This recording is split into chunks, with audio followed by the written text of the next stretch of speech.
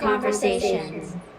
All right. Aloha and welcome to Tea with Coffee, Alternative Thought Conversations.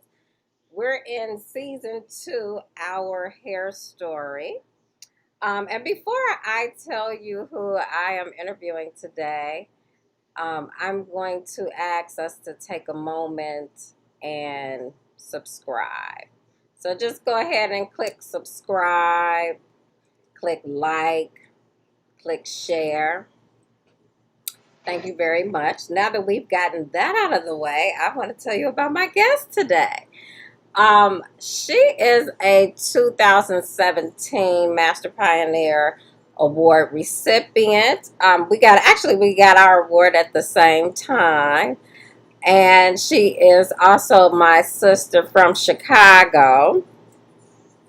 And she is an entrepreneur and an educator, and an advocate of education of our African culture, which of course is very much tied to um, being a master pioneer, braids, locks, all of our gifts that the ancestors have left us in terms of our hair. Um, so. It is my complete pleasure to bring to you Tawana Patrick. Please welcome Tawana to the show, everybody.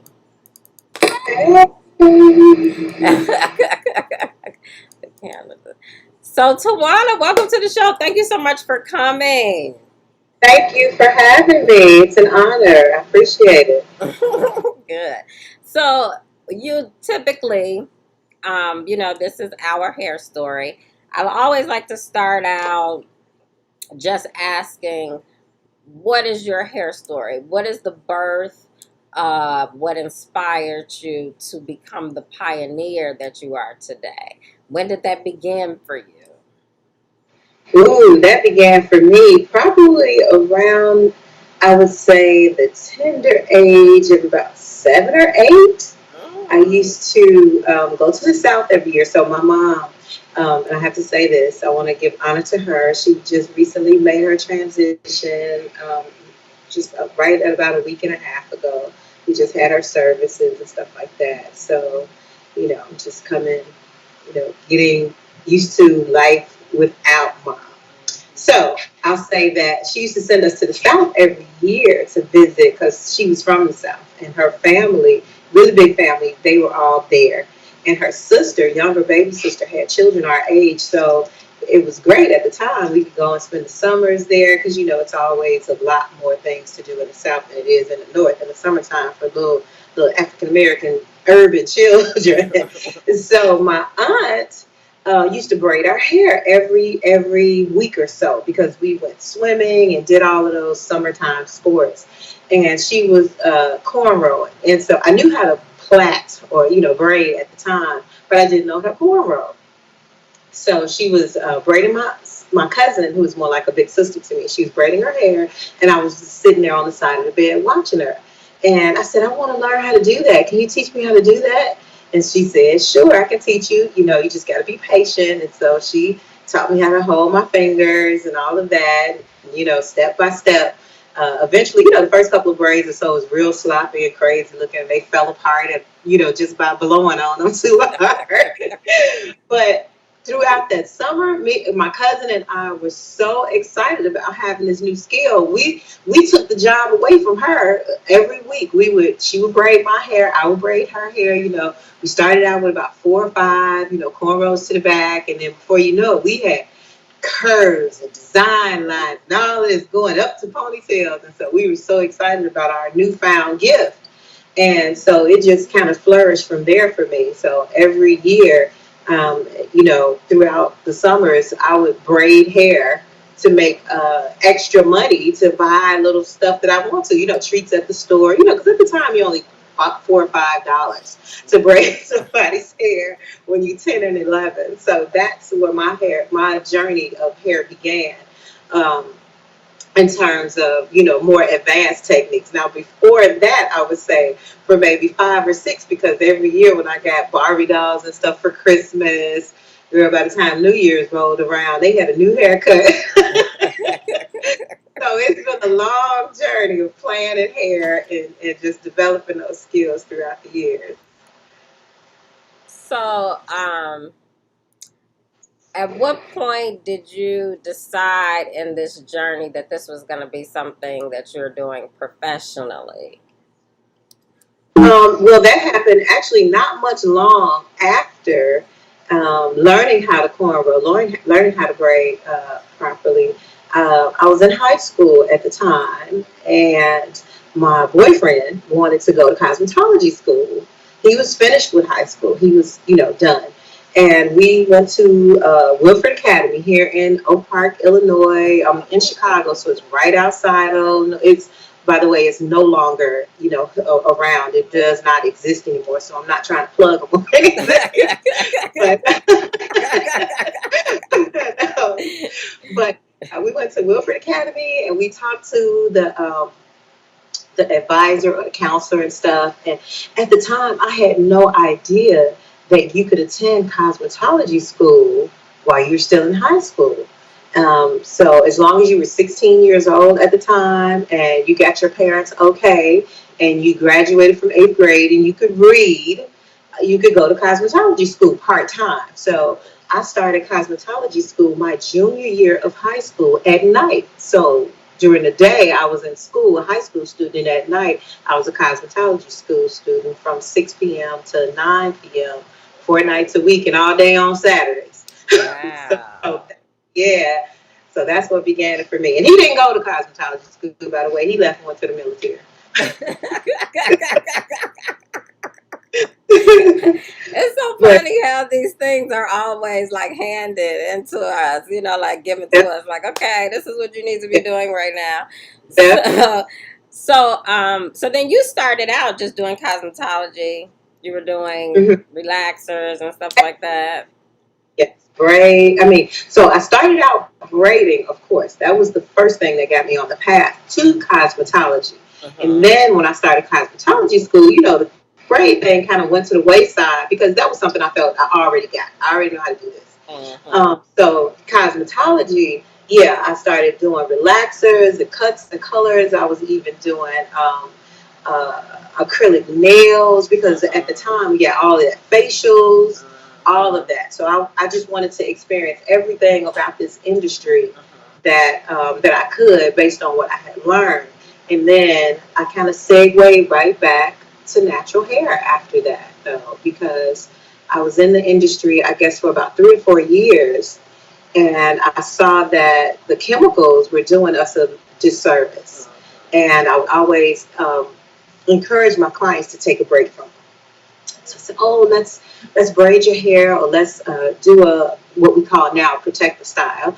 Do a hair weave, sew in or something for a few months, and give your hair a break from the chemicals and stuff like that." So over time, I would say about maybe very early on in the industry, about maybe 5 or 6 years in, I went segued right back to natural hair and just got entrenched into it and left the chemical processing part of it alone for probably about after the first 6 to 8 years. I like that part of the story because like I came from the natural hair industry that's like purely.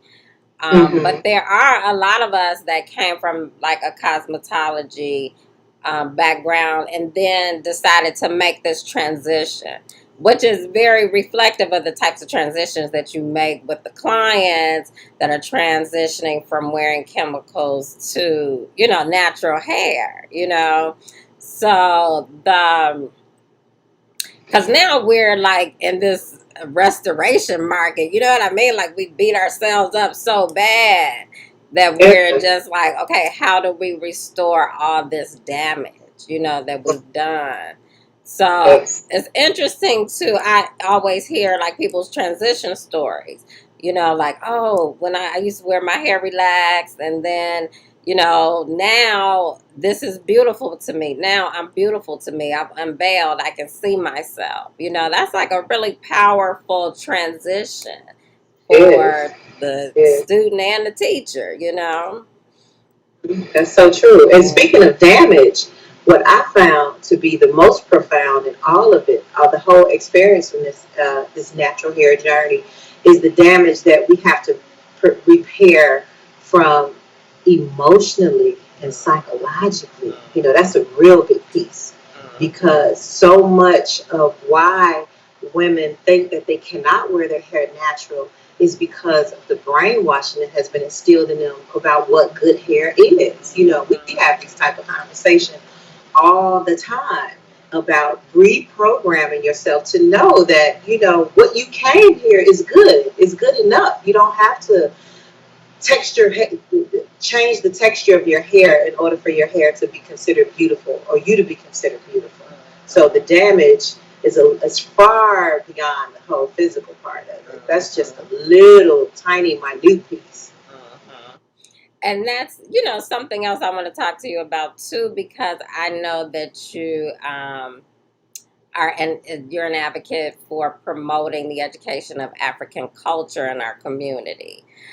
So I do want to talk about some of the things that you've done in terms of promoting African culture in the community. Um, I know you've done like the ASA Restoration Project. If you could tell us something about that, or if you could tell us about the Sun Ari Kai Institute and what the kind of types of projects that you've been doing to promote the culture health. Sure, sure. So the ASA Restoration Project. Okay, so I've been a student of ancient African culture and history for about the last 20 some odd years. And the deeper I go, the deeper I go.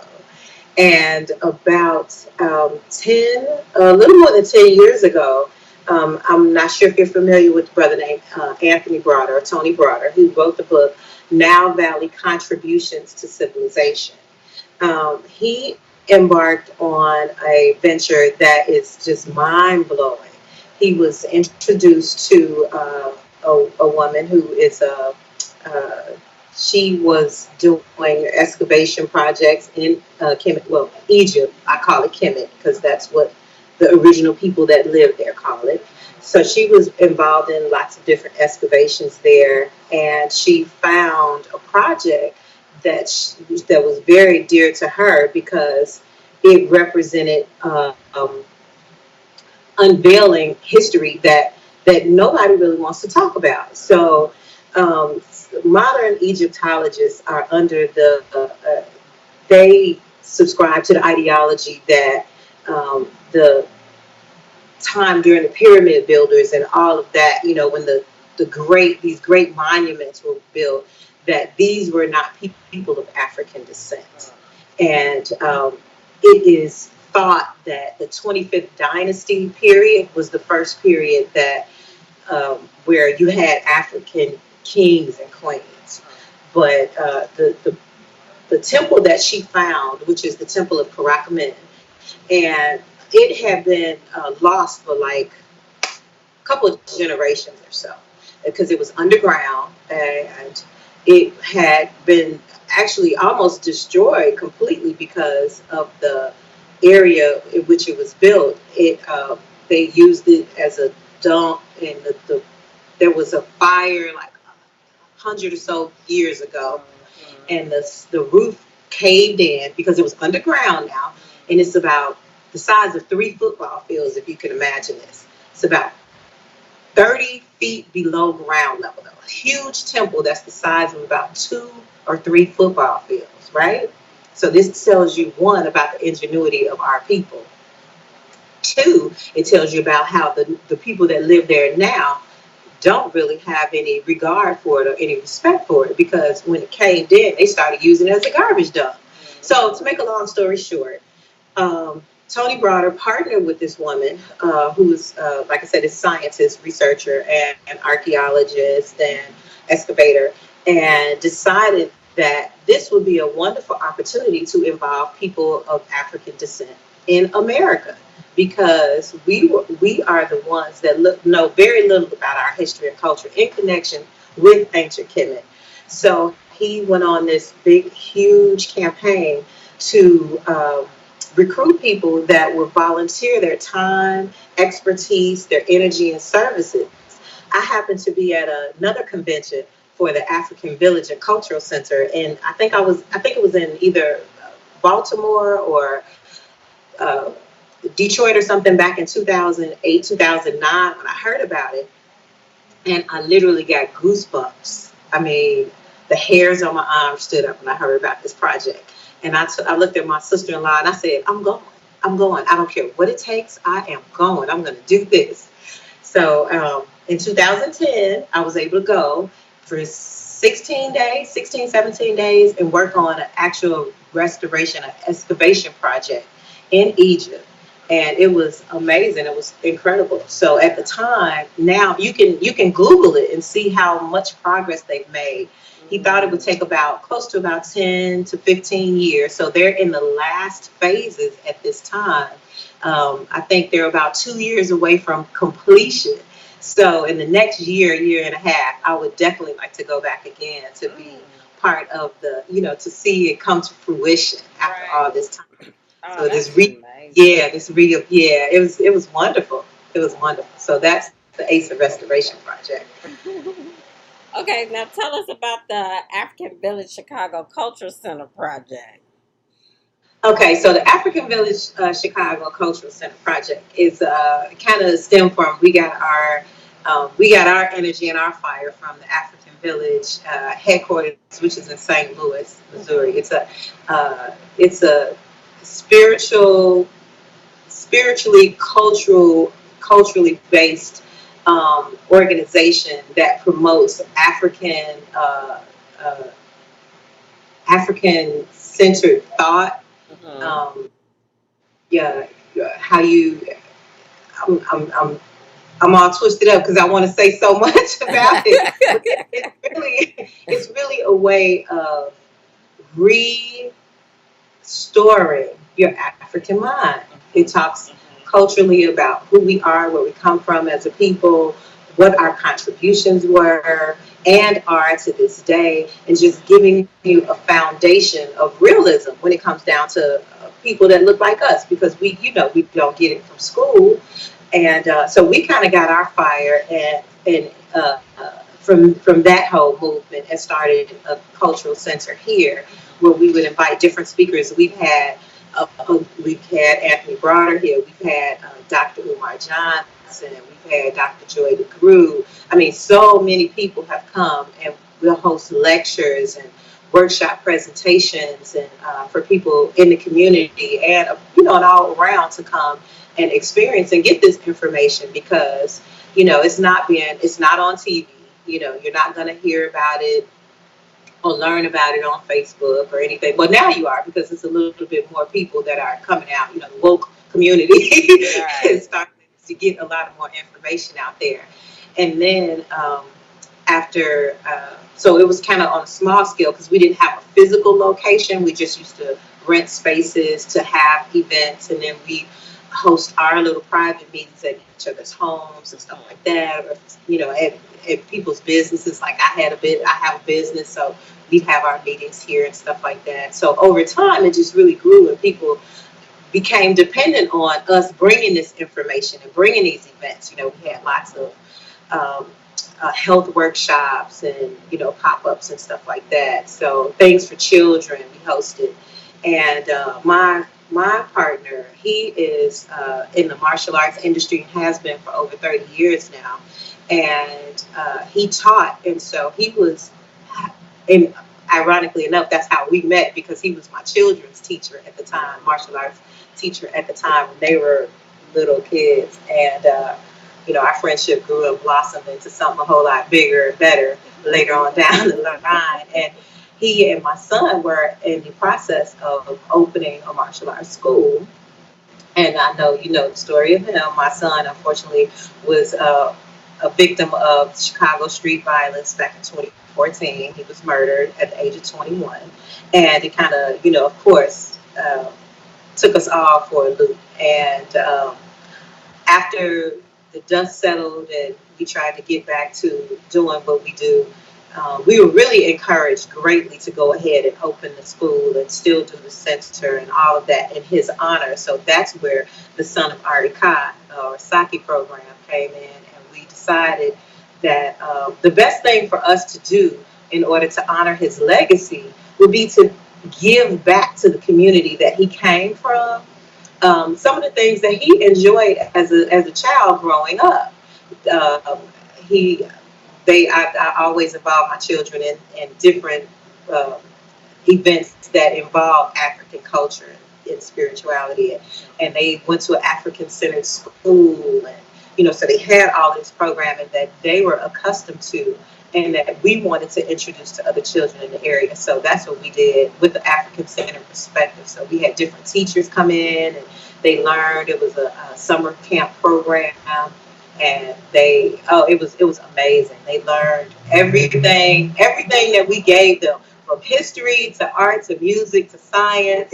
It came from an African centered perspective, and it was awesome because they didn't know that was our stuff anyway. And so when you see how the light goes on in their little faces when they find out, the first scientist was a black man, the first astronomer, astrologer, the instruments, the first major instruments were created by, people of African descent. They were just in awe. And so that's where that whole concept comes from, or came from, I should say. Yeah, and that's part of what it takes to build that confidence in us. Yeah, To absolutely. we got to go back and figure it out. Because it's definitely been hidden. So Oh, and it's by design that it is. You know, exactly, yeah, exactly, girl. This is like it just keep going and going and going. It can't stop. So eventually it might break down. We one day at a right. time, right? Yeah, I think it's happening. It's being chipped away little by little because right now the energy, and I know we're getting away from hair, but I know this is the crux of all of it, though. Really, Right. It's all about all of this, all of it. You're right. Mhm. I love what's going on and how society, it's definitely, you know, you can see it now, black and white. I mean, and I'm not saying that, we're separate or that we are, you know, against each other. You're either, if you're pro-black, then you're anti-white. No, that's Mhm. not what I'm saying. What I'm saying is you're seeing, you know, people, I say cultural others are understanding like this is wrong. No, nobody should be treated this way. And so it's Mhm. the line is kind of like blurring now, and Mhm. there are more people that are standing up saying, no, this is wrong. We should not be Mhm. feeling this way. We should not be doing this. Mhm. So I'm loving all of Yeah, I it. mean I it's really a am. And toxic I want that. relationship. We got to figure Yeah. out how to clean it Yeah. up. Exactly. So I guess some of the technology aspects, especially for the younger children, because not just with our racial toxic relationships, but we also have like sexual toxic relationships in this Oh, country. But now, like the kids are their minds are like way more open than when I was their age and what was happening. They know way more about the synchronicity of life and the fullness of it. And I don't know if it's the exposure to the information that they have now that we didn't have then. exactly. So You're so right. yeah, You're it's so right. Because they are exposed to so much more. Can you imagine what kind of adults we would be right now if we had the internet in our lives at mhm, 15 or 16? I mean, just mhm, given a little bit of information and the fire that we had at that time. If we had something like a tool like the World Wide Web and being able to, just at a punch of a few right, keystrokes, you find out whatever information that you want to learn. right. This would be a very different society right now, I think. So I think the path that we're on, we just have to keep them focused and give them some direction in terms of motivation and dedication to Mhm, mhm, to our ancestors.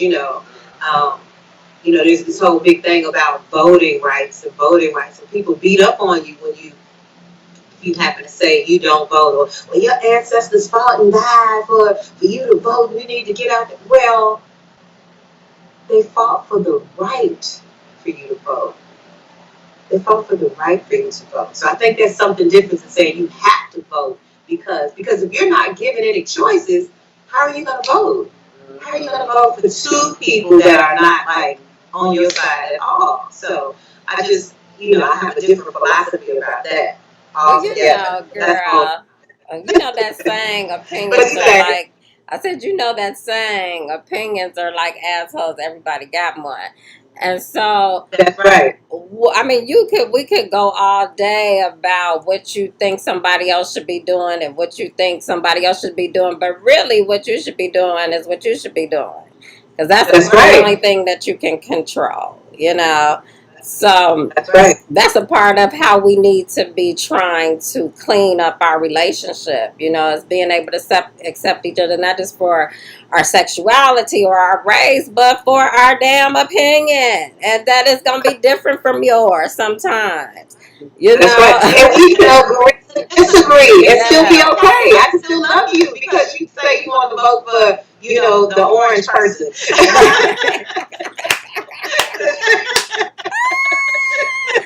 I can Right, still but love you. I look. think you're a little crazy, but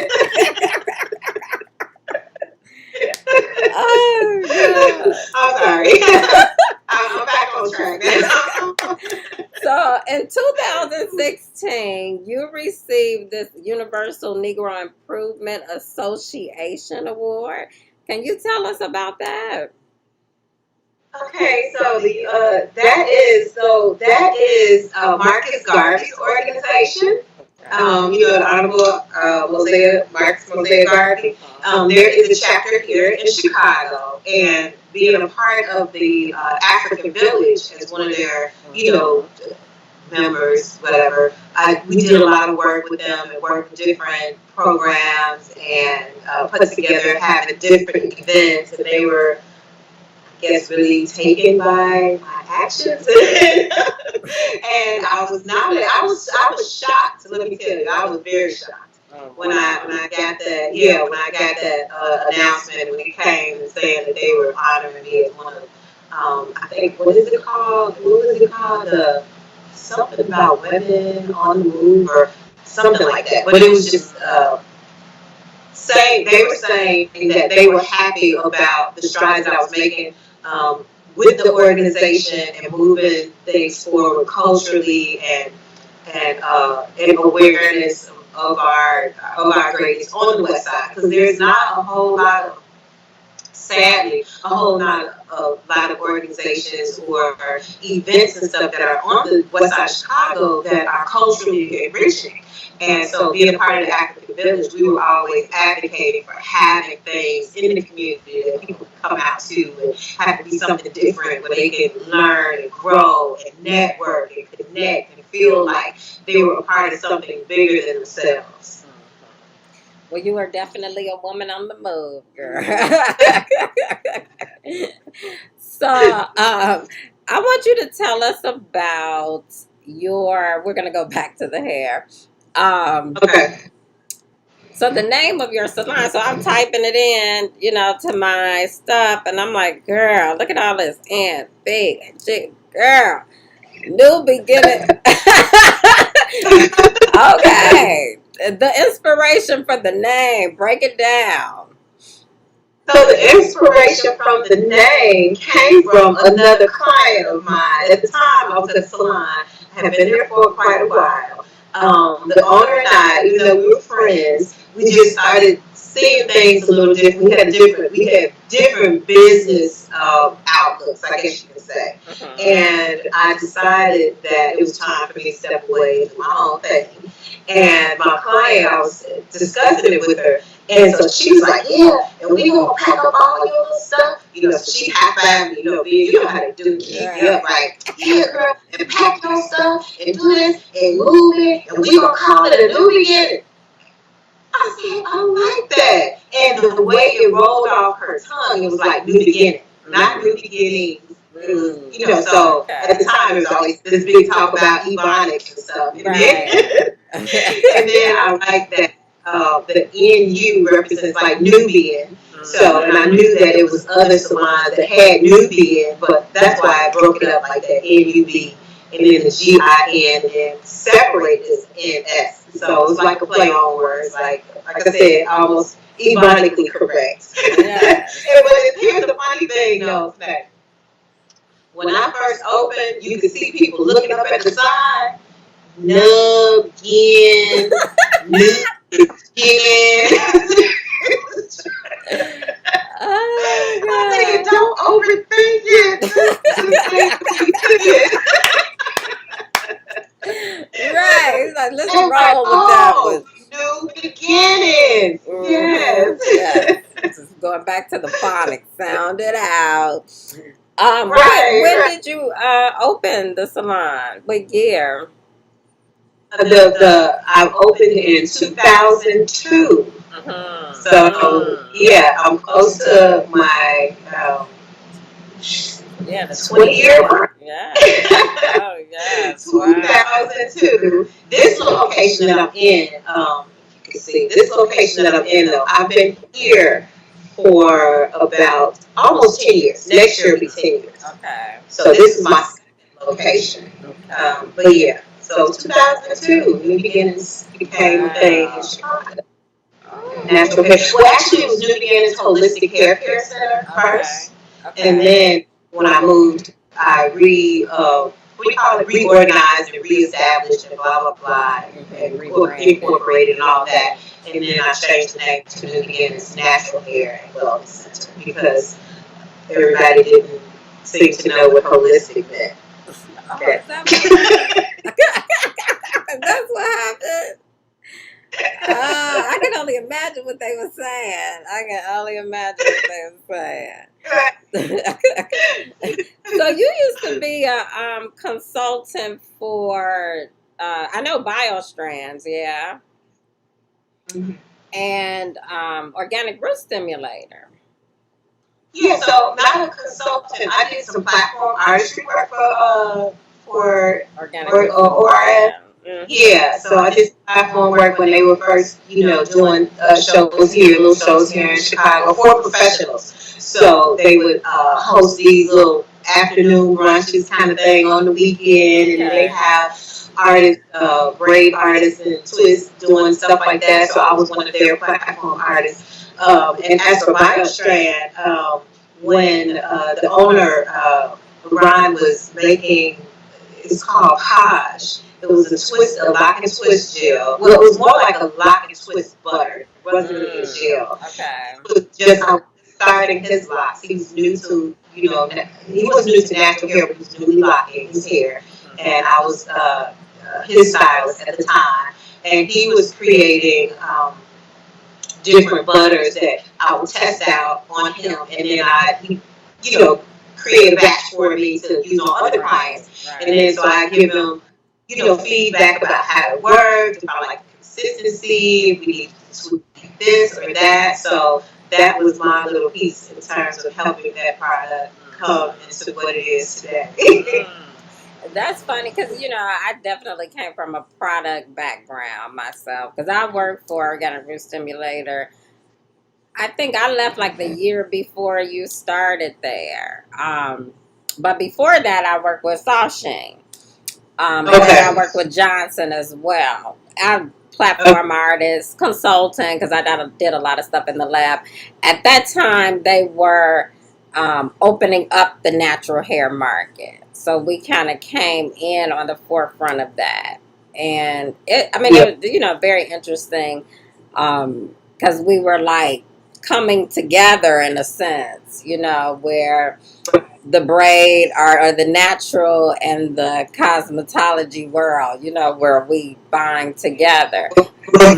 Yeah, that's true. Because it was a lot of resistance though initially. Yeah. No doubt about it. No doubt about it. I have stories. I love all of these people. I worked with Johnson the longest, like 10 years, and I had honor of working with Lenita Griffith. She was just like this amazing organizer of things. Even though it was like it was a struggle, almost like we're struggling, but we know we have to get this together. So we had always this kind of tension, but my stuff was so new as I'm moving forward. It's like, okay, like you guys have to embrace me if you want to move in this direction, and this is to the professional, you know what I mean? So she was very good in just orchestrating, bringing us together, and the whole purpose is just to the move forward. But I do remember like that time because everybody was like, okay. First, it started with the heavy hitters, like, okay, we're going to start going natural. Like, I didn't think before that they had like Afro Sheen and stuff like that. So they had been down that road before, you know what I mean? But as the industry changes, then everybody has to kind of move along with the change. So, yeah, they got to.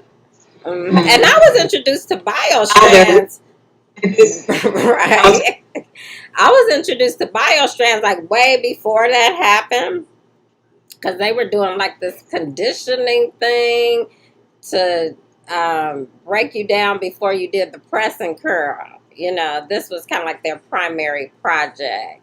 So, and I was like a little girl when they were going around with that. Like that was like so in the beginning. I never really even saw them grow into the industry, you know what I mean? Because I remember like the guy used to come to the salon and do his presentation, and he was kind of like a door-to-door, salon-to-salon salesman type situation, and so that's grown a lot too. Yeah, it really has. The industry, I've seen a lot of changes in the industry in terms of, just how products are gotten out there. Like, I think social media has been a major, very, very impactful for a lot of these grassroots, like smaller companies. So the bigger companies, I know, they're going to get theirs through the marketing because they got the dollars behind it for the marketing, and they have the history, people know them, so they know their face, they know their product. And so I think it's been a lot of movement from the smaller, like I said, the grassroots companies, from like social media has done wonders for them to be able to put products up, and then like on YouTube, having your products sitting up there while you're doing hair and stuff, and people automatically want to inquire about it. Where'd you get this? How does it work? What did you like? I love the way it looks, that whole thing. So it's been so different in these last 10 to 12 years about how to get your products out there. And I feel like it's been a complete blessing to a lot of these smaller companies, Yeah, and there's a lot of them too. I mean, I remember when we didn't have any. Now we got so many. So many. We have grown, girl. We growing. Yes, the children are working it out. So, and you're also, because you do so many things. So I'm trying to like cover all of these things and get a little snippet of everything. The Illinois Association of Hair Braiders and licensing. Mm-hmm. So I kind of want you to shed some light on that organization and the licensing, because we've been talking a lot about licensing on the show because that was like a major shift in our industry in terms of how each state dealt with the licensing. Right. So right. Yeah, can you kind of shed some light and tell us what the organization is about and how you've assisted in the licensing process? Yeah. So the organization, I became a part of the organization back in, I want to say 2004, maybe, or 5, somewhere around there. But what was happening was quite a few braid salons had gotten citations for not being licensed.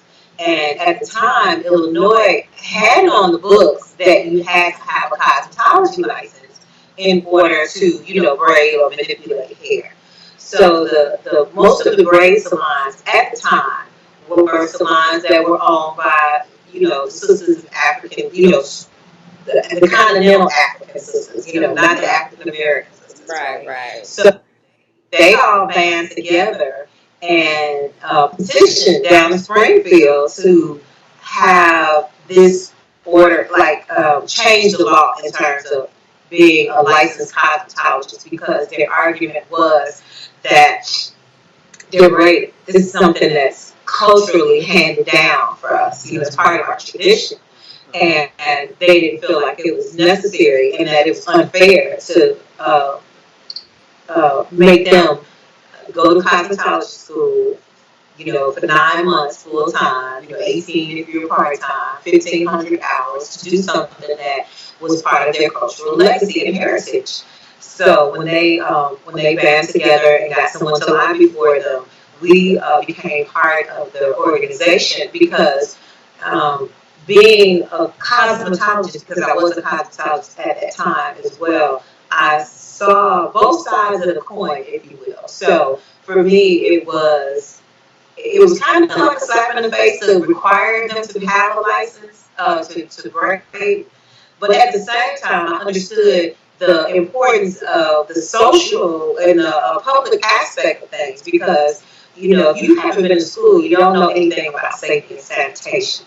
You're not learning about proper tension, stuff like that, and what the right kinds of, and then a lot of them weren't shampooing or conditioning or anything like that. So what kinds of shampoos, conditioners to use to keep your hair healthy, and all of that. So, I understood both sides of it. So becoming a part of the organization helped, I feel like, to shed some light on some of the things that they could do to improve their quality of service to their clients as well, and to also help be a liaison between them and, the people in the state, because, Illinois don't know. They don't know. They don't have anybody in cosmetology. They have very small.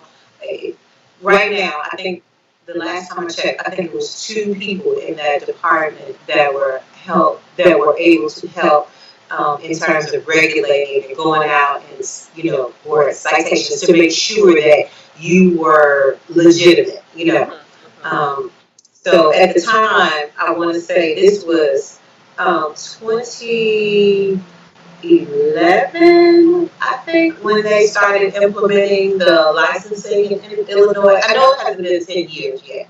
Um, it's been close to when they started talking about it. So what they did was put out information that said if you were a braider and you could prove that you were in the industry for over 2 years, that you were what they would call a grandfather. They would give this grandfather clause in terms of your application process to get to become licensed in the state of Illinois. And for me, it didn't require me to do that, because being a cosmetologist, it covers everything. However, I wanted to be a part of that because I was also an educator, and they did the same thing with cosmetology for braid teachers. And so I then applied for my instructor's certification through Illinois. So I still have my cosmetology license and my braid license, but it's a braid instructor license.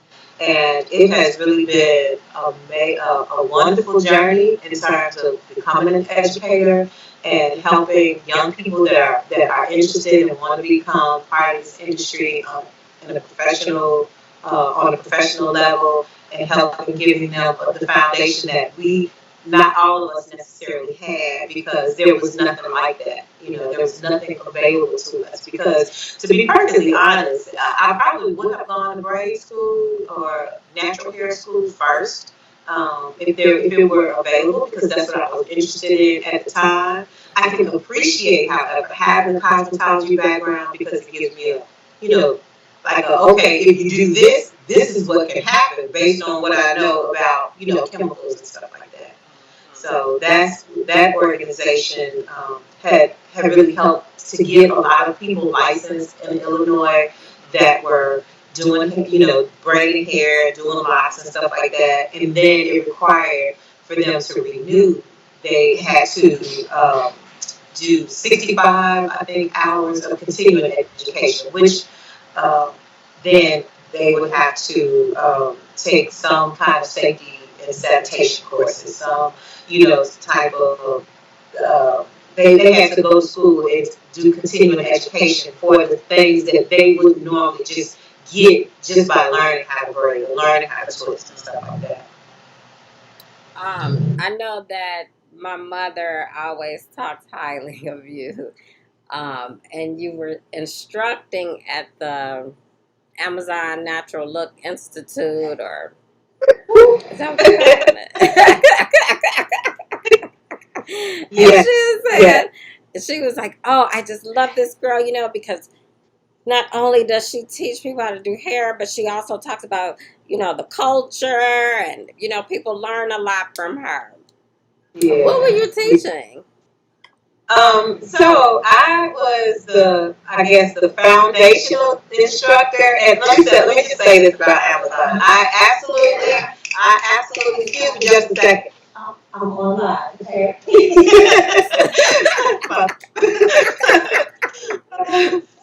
Let me just pan over so you can see. These are two of the team of the stylists and my grandbaby coming in. I don't know what they're doing here because usually nobody's here on a Sunday. Okay, they're stalking me, girl.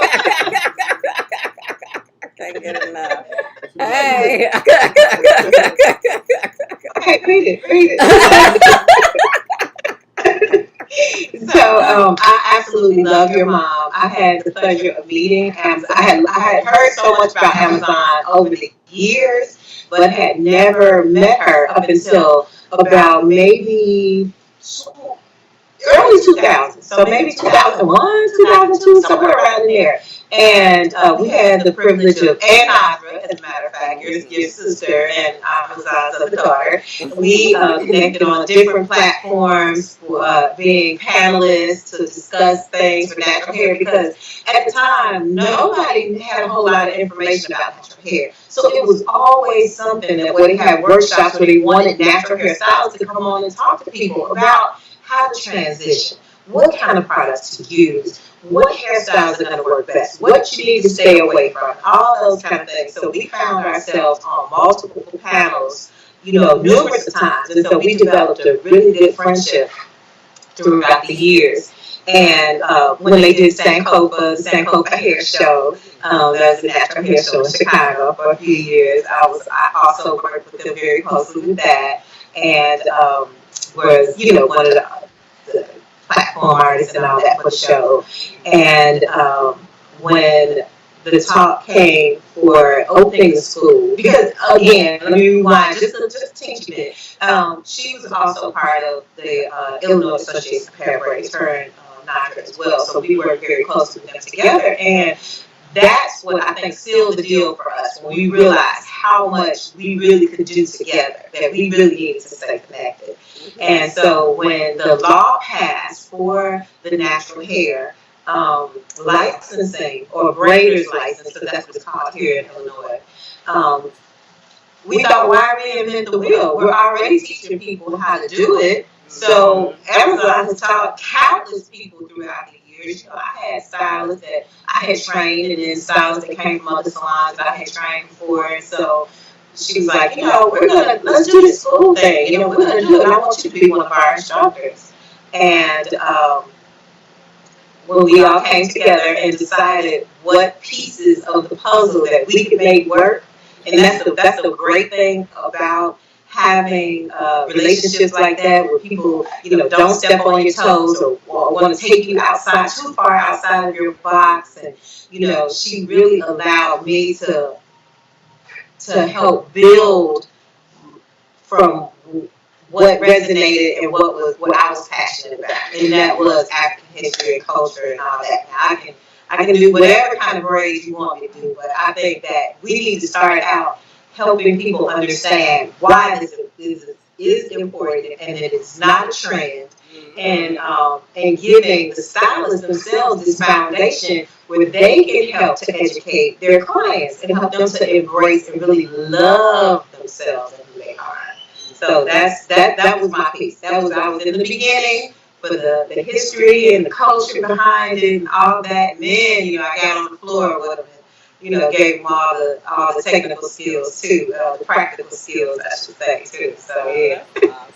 That's awesome. Were you teaching braiding or locking or both?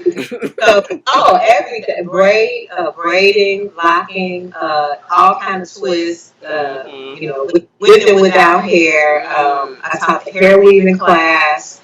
I also taught because of my cosmetology background, the cutting, like, when you're doing a big chop, when your client wants to do a big chop, so I talked to them about, proper elevations for different cuts and angles and stuff like that. And so, yeah, just about everything having to do with practical, but the foundational piece was really what my love was, because I came hitting them over the head by the time that class that day. They was like, I thought I was black. I didn't know nothing until I came to your class, Miss Harvey. Thank you. Thank you. And so, yeah, it was a great experience because I always incorporated slide presentations, different clips from different documentaries and movies, because I realized that, so many of us learn in different ways. Some of us learn visual learners, some of us are auditory learners, and some of us are hands-on. So I wanted to be able to tap into each and every student in a different way by giving them all these different ways of internalizing and embracing this journey into being a natural hair professional. Yes, that's a big part because they're like the oracles, you know what I mean? So people are coming to them to say, hey, especially like, with the locking process, because that's always a journey that you have to take somebody on, really kind of walk them through that. It's like, okay, my hair looking crazy today. What should I do? Look in the mirror, love it up, you know what I mean? Right. And so it's funny because one of the things that I talk to my students about after they see some of the visual presentations that I show them in class, I tell them, I say, you control your own environment when you're in a natural hair setting. A lot of people are like, oh, I don't like having a TV on in the salon. It's too distracting. It's too chaotic because of the kinds of things that they watch. And I said, well, you control that. If you put something on that's going to help enrich and empower, then they'll have a totally different experience. And you'll have clients that are looking forward to come because every time they come, they're going to learn something different. I said they have no other choice but to hear it. If you're sitting them down in a chair and they're in your chair for 4 to 6 hours, and you put on a documentary about Malcolm X or Marcus Garvey, whoever, Hidden Colors, whatever it is you want to have them tap into, because I feel like it's just as important what you're putting in their hair as what you put on top of their hair while they're in the chair. Absolutely, yes. Yes, and what a pleasure and an honor to be a pioneer sister with you.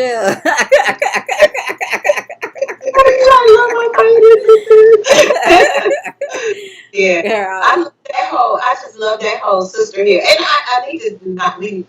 Maybe we need to not say sisterhood because there are some pioneers that are brothers too. So that whole family connection of pioneers that are in this industry, it's a beautiful thing, and I love the inspiration that they give to other people, and how they're this driving force behind keeping the cultural piece alive, and letting the world know that it's more kinky, curly, coily hair people on the planet than there is anything else, right?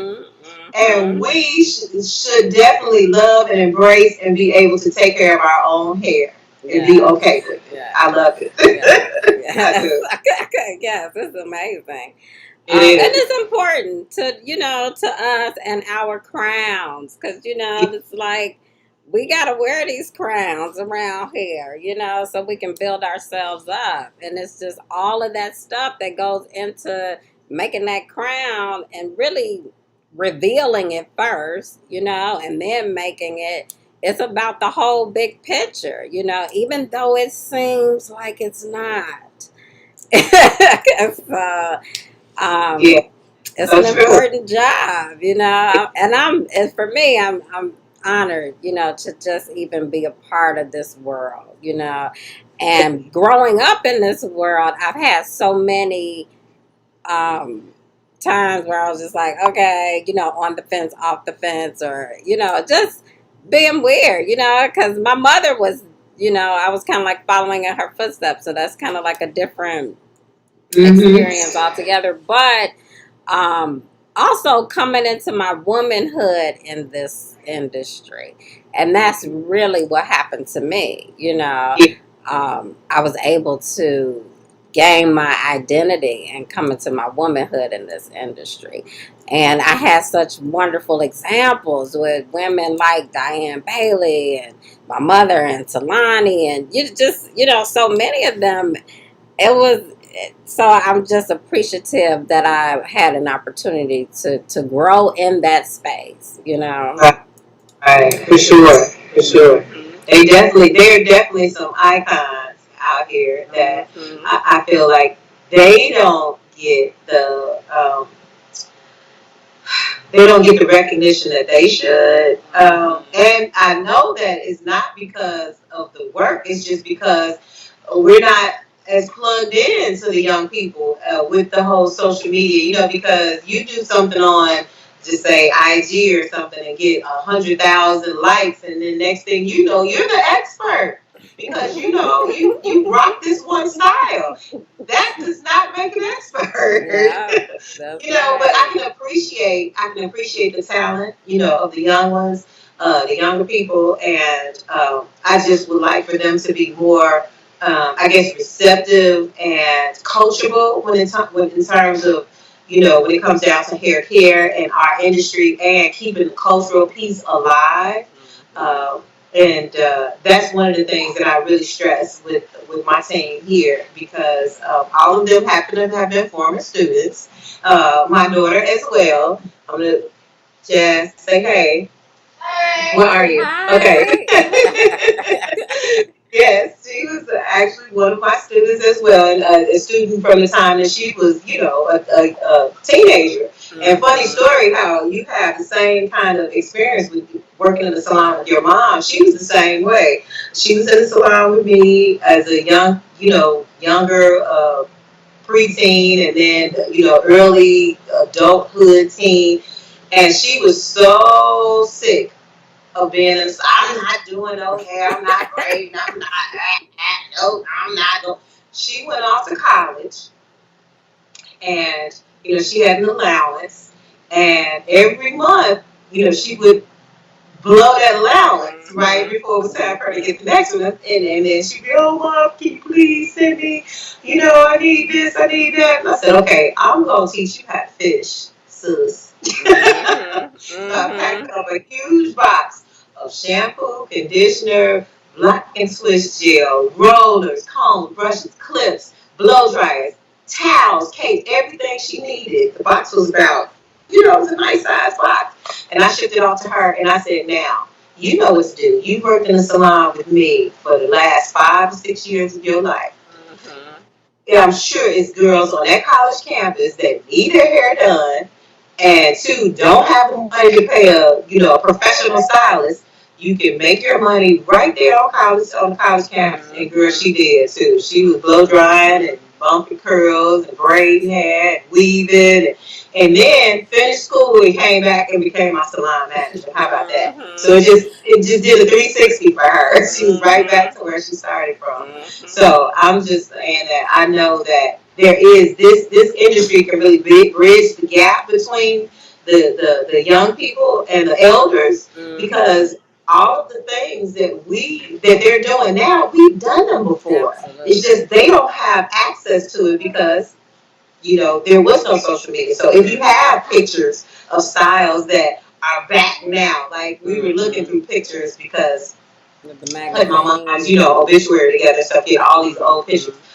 They found so many pictures from when I was early on in cosmetology and braid and stuff like that. She said, "Oh my God, Ma, these are the little connects that they're doing now with the rubber band braids, all of that." And she said, "You need to post this stuff. You need." I said, "Yeah, you're right, I do." So I'm going to give that Right. job to I granddaughter. like that. That's a good little history piece. Like, because it's so funny. I tell people all the time, I'm like, well, there's really nothing new, but it might have a new name. You know what New I name, mean? a new It's a new name, and a name, but slightly new twist. They might use a different fiber or hair okay, texture to do yes, it. But yes, it's the yes. same. Same Been thing. around forever. Yep. And that's the interesting piece at school.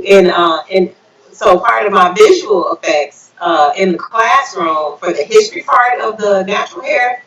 Um, Section in school, I take pictures that are from ancient Kemet with braids and wigs that were Mm-hmm. Afro wigs and all that, and they're blown away. And these wigs and these pictures and these depictions of drawings and stuff like that are thousands of years Right. Yeah. old. And they're like, "Oh my God, that's braids. Those are locks." Like, yeah. There's one Mm-hmm. picture where you can actually see that they're twisting, like they have little comb coils in their hair, and they do it with their fingers. So nothing new under the sun when it comes down to our hair. You're right. It's just a new twist Mm-hmm. on it, new name, depending on where you're from, and Right. what you reference. So Right. yeah, beautiful thing. Yep. Well, girl, it was a pleasure having you on the show. It was a pleasure being on the show with you. I Yeah. wish I was there with you. Thanks for having us. She's so cute. Yes, I wish I was there with you and beautiful where you are. I Look, we could have did this on the beach, girl. know. We are. Okay. Oh, so that's the other thing. So every show, I don't know if you've watched them, but you got to go back and watch them. We always talk about having our retreat on Maui within the next couple of years. Nice. Nice. Hopefully, we'll be able to move around or something. Count me But in. I'm a yoga instructor too on the side. That's oh what I do. yes, oh so yeah, because like that we definitely need to stretch. Yes. So So yeah, for count me sure. in. Okay, I'm gonna start putting together a little storyboard because I do want it to be a wellness trip for us, and I don't want us to be like doing this and doing that, but just like self-care, taking care of ourselves, and Absolutely. enjoying each other's company. Yes. Sounds like a So plan. yeah, so we're doing that, and Okay. then next week, everybody, I'm going to be interviewing Nadja Smiley, my sister. So tune in for that show. She's a 2019 recipient. And she is going to tell us how she pioneered the hair industry and her hair story. So we're really excited about that. I'm really excited about that. So tune in next week for that. In the meantime, Tawana, I love you dearly, girl. Is there anything you would like to say before we finish? Well, just you. I really appreciate your vision and what your input is in this industry and your fire. And I just want to give you some kudos and say, keep doing it, keep doing it, keep doing it, because I know you've been in the industry for a long time too, and burnout is real. But when you find something that you really love to your core like this, it just phases into different aspects of how to continue on and how to put it out there. So I really appreciate what you're doing. Keep up the good work, sis. Oh, thank you, my darling. Okay. Aloha, everybody. You stay there.